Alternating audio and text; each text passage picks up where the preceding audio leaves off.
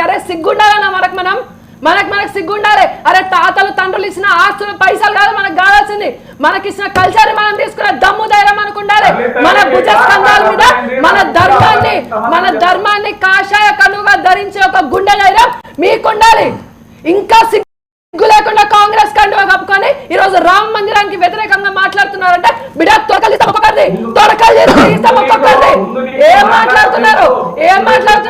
రాముడికి వ్యతిరేకంగా అడ్వకేట్స్ పెట్టింది మీ కాంగ్రెస్ గవర్నమెంట్. ఒక హిందూ గారైన ఒక అమ్మ అబ్బ పుట్టిన కొడుకులైతే కాంగ్రెస్ లో హిందువులందరూ కాంగ్రెస్ పార్టీకి రాజీనామా చేసి ఈరోజు భారతీయ జనతా పార్టీలో చేరండి.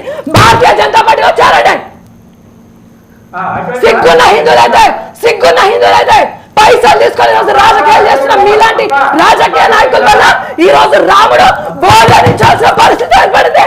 ఈ రోజు రామ్లల్లాని తీసుకొచ్చి 11 రోజులు ఆయన సుదీర్ఘంగా ఉపవాస దీక్ష తీసుకొని ఈ రోజు రామ్లల్లా ప్రతిష్ఠ జరుగుతుంటే ఈ రోజు ఎవ్వరికి రావడానికి మీకు ధైర్యం సరిపోలే. బాబ్రీ మసీద్ ఎవరు అన్లాక్ చేసిండు? కాంగ్రెస్ గవర్నమెంట్ వాళ్ళ పొలిటికల్ స్టంట్ కోసం చేయలేదా?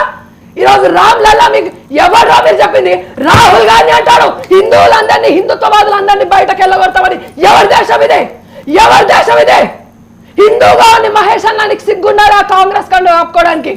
ఒక అమ్మ బాబు పుట్టిన వాళ్ళైతే హిందువులందరూ కాంగ్రెస్ లో ఉన్న హిందువులందరూ ఇప్పటికెప్పుడు రాజీనామా చేసి బయటకు రండి. ఈ యొక్క సిద్ధాంతాలని అరే అక్కడ ఉంది గుడి ఒక్కడి కాదు. అరే ఈరోజు రాముడు ఒక కల్పితంగా నిరూపించడానికి అయోధ్యలో రాముడు పుట్టాడని మన గ్రంథాలు చెప్తున్నాయి. కానీ అయోధ్యలో రాముడు లేకుండా చేసింది ఇతర మతస్థులు, ఇతర ఇన్వేడర్స్. ఎందుకనంటే రామాయణం ఒక కల్పితంగా నిరూపించడానికి 100 సంవత్సరాల కింద ముఘలాలు చేసిన పనిని ఇప్పటికీ మన భుజం మీద ఎందుకు ఎత్తుకుంటున్నాం?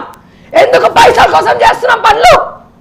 ఇంకా ఎన్ని సంవత్సరాలు చేస్తాం? ఇంకా పైసల కోసం ధర్మాన్ని ఎందుకు అడ్డు పెడతాం?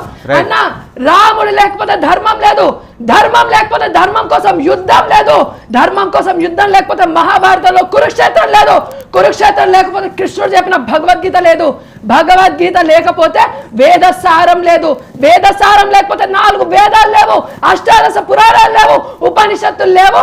మన సనాతన ధర్మం మూలాలు దాకా వెళ్ళి పెగిలించే ప్రయత్నం చేసి వాళ్ళ మతాలే మొదటిగా వచ్చాయి, వాళ్ళ మతం కన్నా ముందు ఏ మతం లేదని చెప్పడానికి కాంగ్రెస్ గవర్నమెంట్ వచ్చిన తర్వాత స్వతంత్ర భారతదేశంలో మొదటి ఎడ్యుకేషన్ మినిస్టర్ ఒక ముస్లింస్ కి ఇచ్చి ఇప్పటికీ కూడా సోషల్ టెక్స్ట్ బుక్స్ లో హిస్టరీలో చెప్పాలంటే అక్బర్, బార్బర్, బీర్బల్ ఎవరా వీళ్ళందరూ?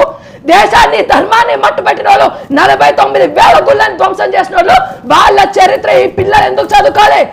ఎందుకు ప్రశ్నించారు మీరు? రైట్ మహేశ్వర్ గారు మీరు చెప్పండి.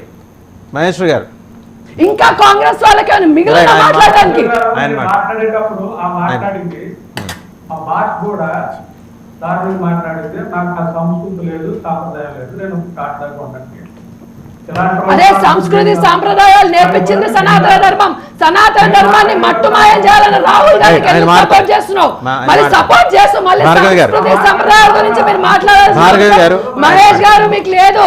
మరి మీ అలయన్స్ లో, మీ అదే కాంగ్రెస్ అలయన్స్ లో ఉన్న డిఎంకే ఏం మాట్లాడింది? స్టాలిన్ ఏం మాట్లాడాడు? అప్పుడు ఏడబోయారు వచ్చినప్పుడు ఎక్కడ పోయారు మీరు? అప్పుడు భార్గవ్ గారు ఇప్పుడు మహేశ్వర్ మీరు మాట్లాడంటే బేసిక్ క్వశ్చన్ ఏంటంటే తమిళనాడు గవర్నమెంట్ మేము చూపించము, లైవ్ స్ట్రీమింగ్ చేయము, వాళ్ళు కేవలం నాస్తికులు వేసిన ఓట్లతోటే మనం వాళ్ళ ఫిలాసఫీలోకి వెళ్దాం. గవర్నమెంట్లోకి రాలేదుగా, వాళ్ళకి హిందువులు వేశారు, ఇతర ధర్మాలని